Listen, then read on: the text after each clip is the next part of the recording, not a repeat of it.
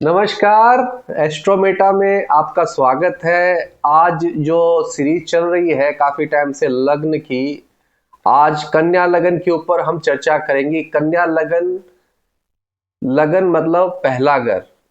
हमेशा ध्यान रखिएगा, मैं लगन का बता रहा हूँ, राशि का नहीं बता रहा हूँ। लगन मतलब पहला घर, कन्या लगन मतलब 6 नंबर राशि। पहले घर में जिस किसी भी के है उसके ऊपर बात हो रही है। कन्या लगन एक ऐसा लगन है जो काल पुरुष की कुंडली में कन्या राशि को छठा घर मिल रहा है। छठा घर मतलब रोग, ऋण, शत्रु, कंपटीशन, लॉजिक, तर्क, वितर्क, कुतर्क, जो भी होता है वो कन्या राशि से होता है। कन्या राशि का जो मालिक है वो है बुध, और कन्या राशि के अंदर ही बुध उच्च का होता है। तो इसमें सबसे पहले ये कंसीडर करना है कि बुध कन्या राशि में कहाँ बैठा है, उसके रिजल्ट्स क्या क्या है, और उसके लाइफ में क्या क्या, वो इंसान का पर्सनैलिटी कैसा है। कन्या लगन एक्चुअलिटी वो लगन है जो सही गलत का फैसला बताने में बहुत एक्सपर्ट होते हैं। कोई भी चीज को सही गलत बताने में, गलत को सही करने में और सही को गलत करने में ये बहुत ज्यादा एक्सपर्ट होते हैं। कन्या लगन जिनका भी होता है उनके पास एक टाइप का वकील जैसा, जैसे एडवोकेट होता है वैसा पर्सनैलिटी आपको मिलेगा। ये कोई भी चीज को बहुत जल्दी दिल पे ले लेते हैं और बहुत जल्दी लड़ने के लिए तैयार हो जाते हैं। सही या गलत की बात बाद में है, पहले ये समझना है कि कन्या लगन का नेचर क्या है। रोग, ऋण, शत्रु, कंपटीशन, फाइट, ये हमेशा लड़ने के लिए तैयार मिलेंगे आपको।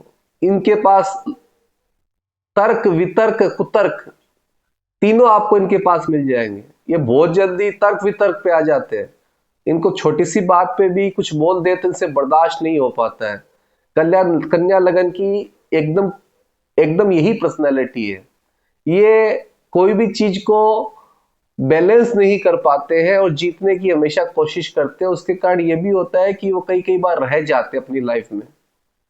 कन्या लगन के सेकंड हाउस में तुला राशि गिरती है। अब तुला राशि बैलेंस की राशि है, पर कन्या राशि के सेकंड हाउस में तुला राशि होने से क्या होता है कि उनकी लाइफ में कोई चीज बैलेंस हो नहीं पाती है प्रॉपर तरीके से, क्योंकि सेकंड हाउस फैमिली का भी है, वाणी का भी है, और सेकंड हाउस आपके खाने की भी जो है तरीका वो है। सेकंड हाउस आपका माउथ है, सेकंड हाउस आपके टीथ है। तो कन्या लगन के सेकंड हाउस में होने से ज्यादातर ये होता है तुला राशि की ये बैलेंस नहीं कर पाते हैं।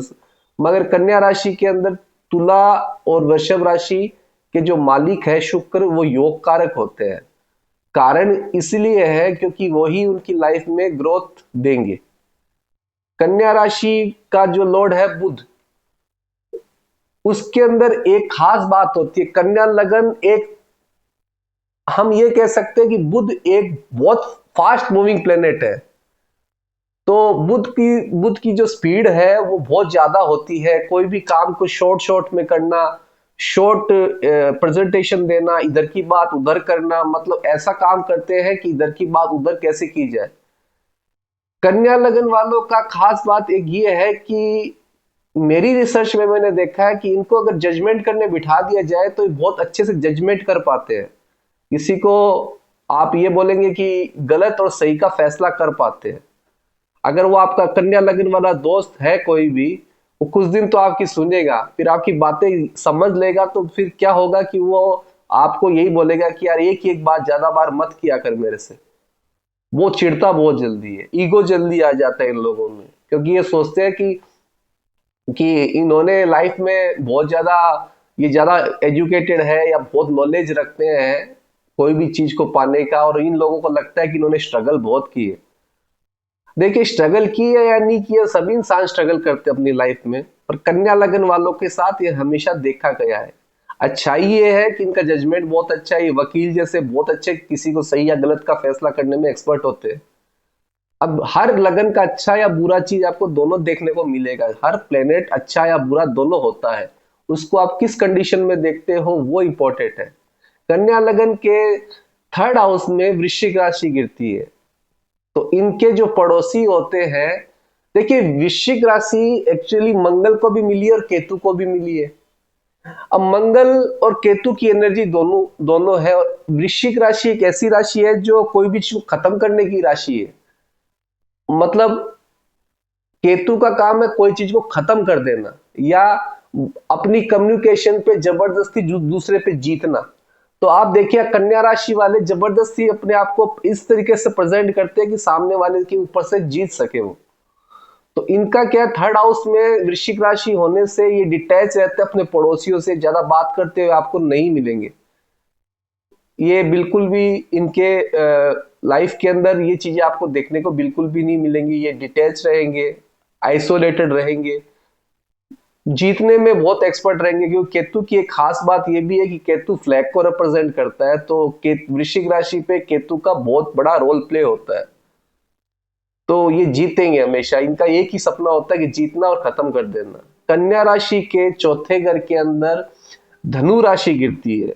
धनु राशि एक ऐसी राशि है जो वॉर को रिप्रेजेंट करती है, आपके भाग्य की राशि है, वॉर की राशि है, मंदिर है, गुरु है, इनकी राशि है। क्योंकि कालपुरुष में धनु राशि नौवे घर को मिली है, तो इनके इमोशंस थोड़े अग्रेसिव मिलेंगे आपको। ये वो मतलब इनको कुछ भी बोलने से बहुत जल्दी अग्रेसिव हो जाते हैं, या इनको जीतने, इनकी देखिए फोर्थ हाउस होता है इमोशंस का, आपके सुख भाव का। जब लड़ने की बात होती है तो इंसान यही सोचता है कि मैं सुखी जब भी हो सकता हूं कि सामने वाले से लड़के मैं जीत सकूं। तो इनके इमोशंस कुछ इस टाइप के मिलेंगे आपको। कन्या राशि, कन्या लगन वालों में मकर राशि पड़ती है। अब मकर राशि एक्सट्रीमली प्रैक्टिकल राशि है, जिसमें कोई दया नहीं है, कोई मतलब 100% प्रैक्टिकल राशि है ये। तो इनकी मकर राशि होने से इनका जो काम है, इनका जो कर्म है वो नॉलेज से रिलेटेड है। तो ये नॉलेज देने में भी बहुत बड़े एक्सपर्ट होते हैं, नॉलेज बहुत अच्छा देंगे। किसी को ज्ञान देंगे तो सामने वाला भूलेगा नहीं वो ज्ञान। और इनके इनके जो बच्चे होते हैं, फिफ्थ हाउस बच्चों को भी रिप्रेजेंट करता है, तो उनके बच्चे भी हाईली एजुकेटेड मिलेंगे आपको। क्योंकि ये जोर जबरदस्ती, देखिए पांचवा अगर बच्चे का है वह मकर राशि है। एक पहली बात प्रैक्टिकल, मकर राशि पांचवा अगर बच्चे का, तो इनका जो बच्चे होते हैं आगे जाके ग्रोथ इसलिए कर पाते हैं क्योंकि इनको प्रैक्टिकल वे से आगे बढ़ाया जाता है। कन्या लग्न में छठे घर में राहु की राशि पड़ती है और शनि की, दोनों की राशि है कुंभ राशि। राहु को भी मिली है, शनि का छाया ग्रह, इसलिए कुंभ राशि के पूरे लक्षण आपको छठे घर में मिलेंगे। इससे प्रॉब्लम ये होती है कि अगर ये सही तरीके से यूटिलाइज नहीं कर पाते तो ये भ्रम की लाइफ जीने लग जाते हैं कंपटीशन में, या कोई भी प्रैक्टिकल लाइफ में भ्रम की जिंदगी जीने लग जाते हैं। अब खुद राहु वहां बैठा हो तो बहुत अच्छा है, अगर वहां राहु नहीं है तो इंसान के साथ में प्रॉब्लम ये आती है कि वो कंफ्यूजन स्टेट में रहता है कि वो क्या करे और क्या ना करे। राहु का प्लेसमेंट वहां हो तो बहुत अच्छा है। खुद बुध का जो कन्या का मालिक है वहां बैठ जाए, क्योंकि उच्च का माना जाएगा छठे घर में काल पुरुष की कुंडली के हिसाब से, तो बहुत अच्छा है। वो कैसे भी तर्क वितर्क कुतर्क करके जीत जाएगा आदमी, और लॉजिकली जीत जाएगा। क्योंकि मरकरी एक ऐसा प्लेनेट है ना जो लॉजिकली जीतना जानता है। तो ये इंपॉर्टेंट है। कन्या लगन के सातवां घर दो चीज को सिंबलाइज करता है, पहला हस्बैंड या वाइफ को, दूसरा पार्टनरशिप को।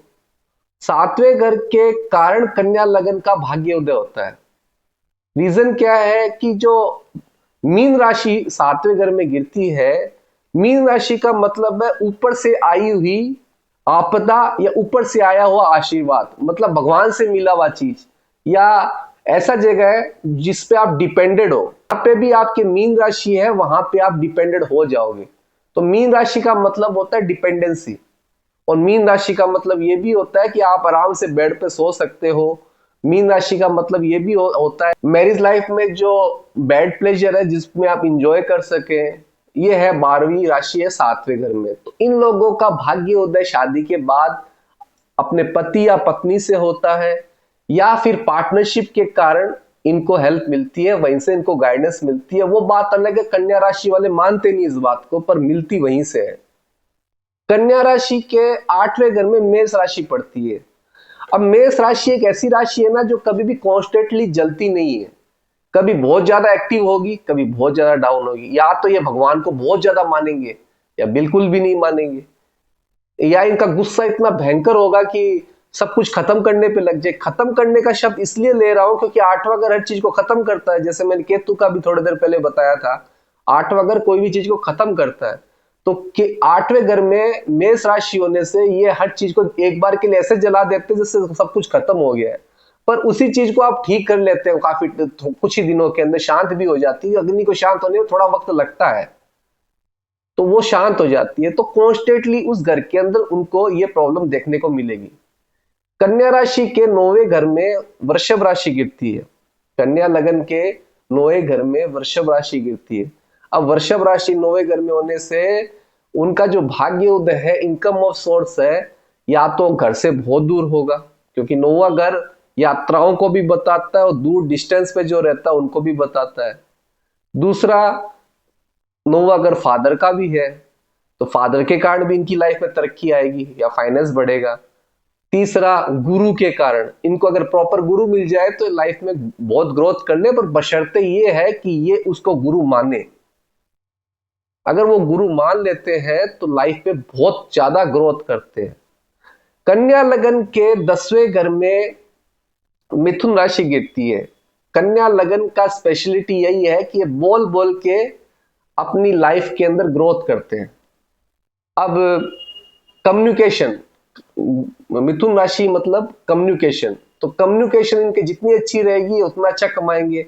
अपनी बात पे जितना क्लियरली बोल पाएंगे, जितना अपने बात पे फोकस करके बोल पाएंगे, उतना ये कमाएंगे। कन्या राशि जिनकी की कन्या लगन जिनकी का है, एकदम दिमाग में बिठा लीजिए, इनको गुस्सा करना बिल्कुल भी नहीं चाहिए। मैं आगे बताऊंगा क्यों नहीं करना चाहिए। तो फिलहाल मिथुन राशि 10वें घर में होने से कम्युनिकेशन वे से कमाते हैं। कन्या राशि के 11वें घर में कर्क राशि पड़ती है। 11वां घर डिजायर फुलफिलमेंट का और इनकम का घर है। 11वां घर बड़े भाई बहन का भी है।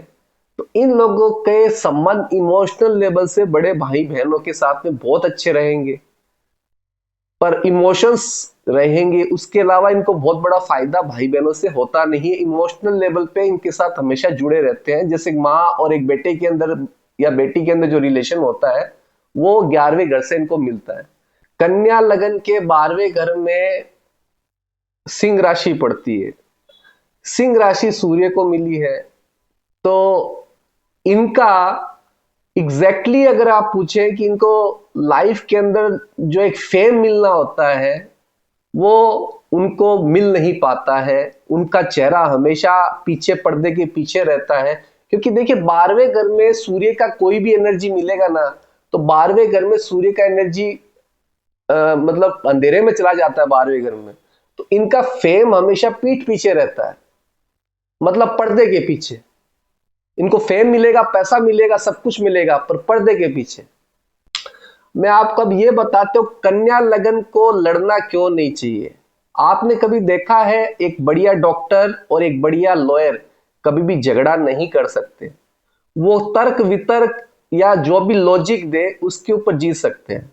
इसीलिए अच्छे डॉक्टर आपको सीरियस मिलेंगे, अच्छे वकील आपको सीरियस मिलेंगे। वो लड़ेंगे नहीं, वो कागजी कार्रवाई करेंगे, क्योंकि बुद्ध डॉक्यूमेंटेशन और पेपर वर्क्स को भी रिप्रेजेंट करता है। तो ये लीगल वे से लड़ेंगे, लीगली लिखेंगे। तो आप डॉक्टर को भी देखें कि लिखावट कैसी रहती है, किसी को समझ में नहीं आती। सीरियस रहते हैं, पेशेंट को बहुत पोलाइटली देखते हैं। या सीरियस भी है अगर डॉक्टर, तो भी वो देखेंगे कि हाँ, वो लड़ेंगे नहीं। डॉक्टर एकदम क्लियरली बोल देगा आप ये करिए, ये दवाई लीजिए, बस इतना ही बात करेगा। सेकेंडली, वकील कभी लड़ता नहीं है। वो लड़ता कैसे है? वो लीगल वे से जाके लड़ता है। वो जबान से नहीं लड़ेगा, हाथापाई नहीं करेगा, अगर वो वकील अच्छा वकील है तो इसीलिए कन्या लगन वालों को कभी भी लड़ना नहीं चाहिए। अपने गुस्से पे या अपने इमोशंस पे हमेशा कंट्रोल करना चाहिए, क्योंकि अगर वो कंट्रोल करेंगे तो उनका 11वां घर से उनको इनकम जनरेट होने लग जाएगी। क्योंकि 11वां घर के लिए राहु की एनर्जी चाहिए। काल पुरुष की कुंडली के हिसाब से 11वां घर राहु को मिला है, और कन्या लगन वालों के 11वें घर में कर्क राशि होने से उनके इमोशंस के कारण वो आगे नहीं बढ़ पाते। अगर उनका इमोशंस कंट्रोल हो जाए और वो लॉयर या डॉक्टर की तरह सोचने लग जाए, तो मैं ये बता देता हूं उनकी इनकम, पैसे की कमी कभी नहीं होगी। एक रेमेडी मान लीजिए आप, इमोशंस को सही जगह इस्तेमाल करना जरूरी है। और इमोशनल होना अच्छा बात नहीं है कन्या लगन वालों के लिए। अब कन्या लगन के अंदर आपको मैं बताता हूं, कन्या लगन आपकी जिस किसी भी घर के अंदर है, कन्या राशि आपकी जिस किसी भी घर के अंदर है, वहां से आपकी लड़ाई रहती है हमेशा।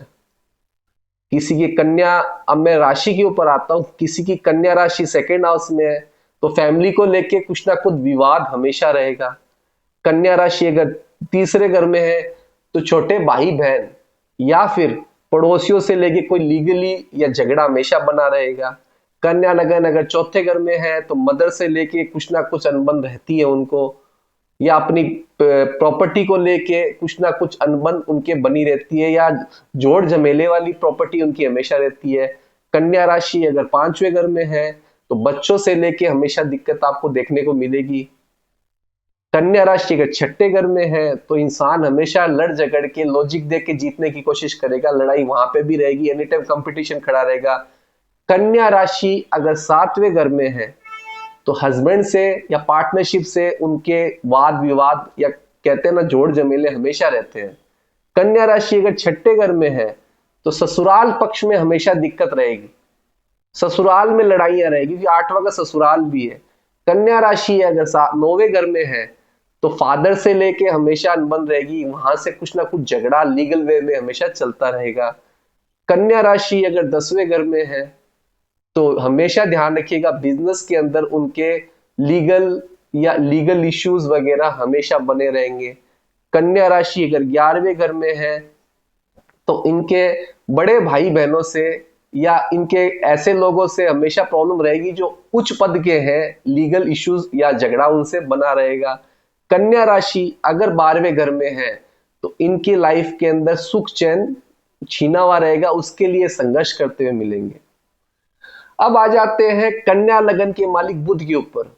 कन्या लगन में बुध अगर छठे घर में है तो ये मान लीजिए तर्क वितर्क कुतर्क कुछ भी करके इंसान लॉजिक वे से जाके जीत जाता है, उसको कोई हरा नहीं सकता।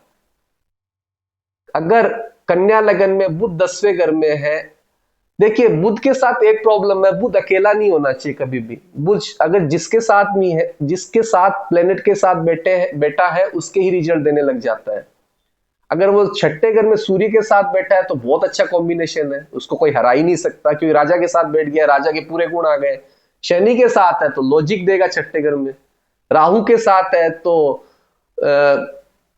ये बोल सकते हैं कि रावण के 10 सर है, अब लॉजिकली 10 सर से सोचेगा और जीतेगा। वैसे ही हर एक प्लेनेट के ऊपर अगर मैं बताऊं, केतु के साथ है तो देखिए कम्युनिकेशन लो हो जाती है। बुध और केतु जब भी साथ में बैठते हैं तो कम्युनिकेशन लो हो जाती है। बुध और राहु जब भी साथ में बैठते हैं तो हाई कम्युनिकेशन रहती है। बुध और चंद्रमा साथ में होते हैं तो ये बहुत ज्यादा बोलेंगे, बोलने की इच्छा बहुत रहेगी इनकी।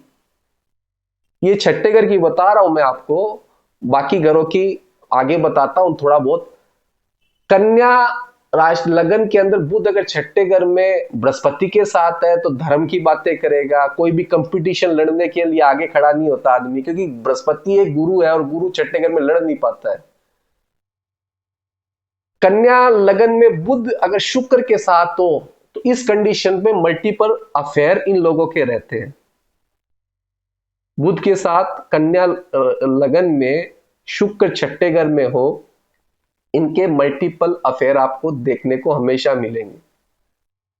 कन्या लगन में अगर मंगल के साथ छठे घर में बुध हो तो इनको कोई हरा नहीं सकता, ये हमेशा कमांड करेंगे, इनकी जबान के अंदर ही कमांड रहेगा। लड़ना है जबान से ही लड़के जीत जाएंगे।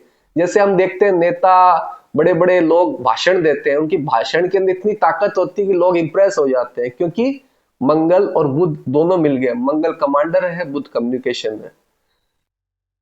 कन्या लगन में बुध 7वें घर में नहीं अच्छा होता, क्योंकि वो अपना एक तो बुध का मरण करण स्थान है और नीच का हो जाता है, उसके कारण वो अपनी बात को रख नहीं पाता।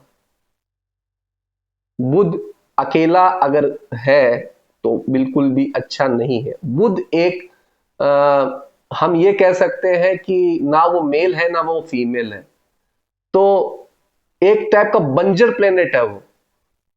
तो वो अगर सातवें घर में बैठ जाए, और एक फास्ट मूविंग प्लेनेट है, वो सातवें घर में अगर बैठ जाए तो देखिए सातवां घर है बैलेंस करने का, रिलेशनशिप का, मैरिज का, पार्टनरशिप का। तो बुध वहां पे फास्ट, देखिए रिलेशनशिप, पार्टनरशिप या कोई चीज को बैलेंस करने में टाइम चाहिए, लॉन्गिविलिटी चाहिए, इसलिए शनि को वहां उच्च का माना गया, क्योंकि शनि एक स्लो मूविंग प्लेनेट है और सोच समझ के फैसला देने वाला है। बुध फास्ट मूविंग है, इसीलिए सातवें घर में उसको मरण कर्ण बोला गया। वो बहुत ज्यादा स्पीड में चलता है बुध, डिसीजन बहुत जल्दी जल्दी लेता है और छोटे छोटे और शॉर्ट टाइम के लिए डिसीजन लेता है। तो इसके कारण वो कभी भी सातवें घर में अच्छा नहीं माना गया। बुध अगर चौथे घर में हो कन्या लगन में तो वो भी अच्छा नहीं माना गया, क्योंकि उनके इमोशंस कभी भी स्टेबल नहीं रह पाते।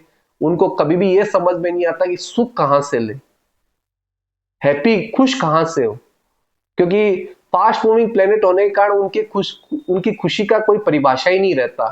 तो कन्या लगन के अंदर सातवें घर में और चौथे घर में बुध होना अच्छा नहीं माना गया। बुध किसी प्लेनेट के साथ में होना जरूरी है। अकेला बुध अगर कहीं पे भी है कन्या लगन में तो अच्छे रिजल्ट नहीं देगा।